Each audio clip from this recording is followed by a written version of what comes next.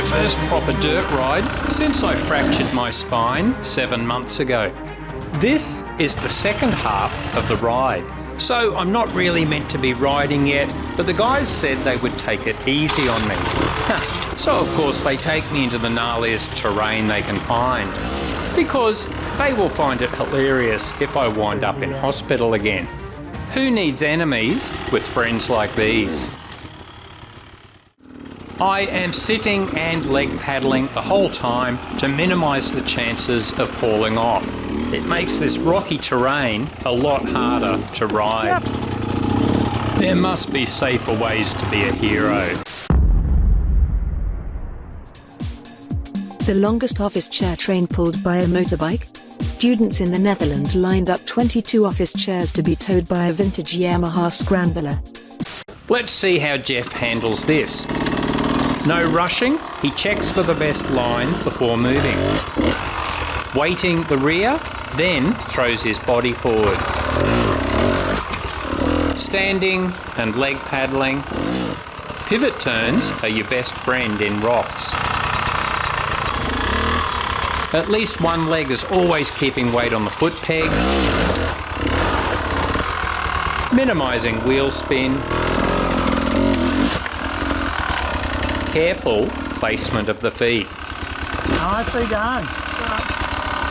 My spine fracture is now 80% healed. There is no danger of paralysis, but a bad fall could undo some of the 7 months healing. Jeff offers to film me doing this section. Checking for loose rocks near the rear wheel. I could weight the bike better by standing, but I have to make do with staying on the seat. A seat bounce. No good.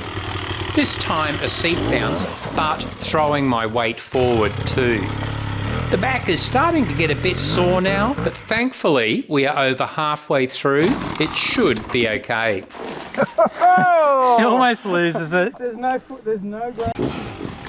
We didn't measure the length of the track, but later we figured our average speed was probably less than 1 kilometre per hour.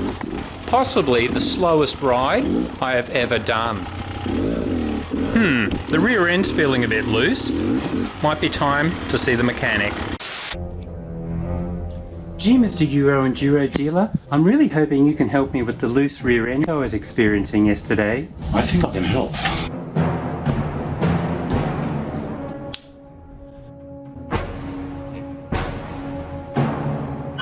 And cough? Bugger, here is the next snotty bit. The back is actually starting to hurt now, and all this constant looking down is only making it worse. Very tight pivot turn here. Best to play it safe and find some gullible muppet willing to ride my bike through. Ben is about to use a very handy technique here, the static zap.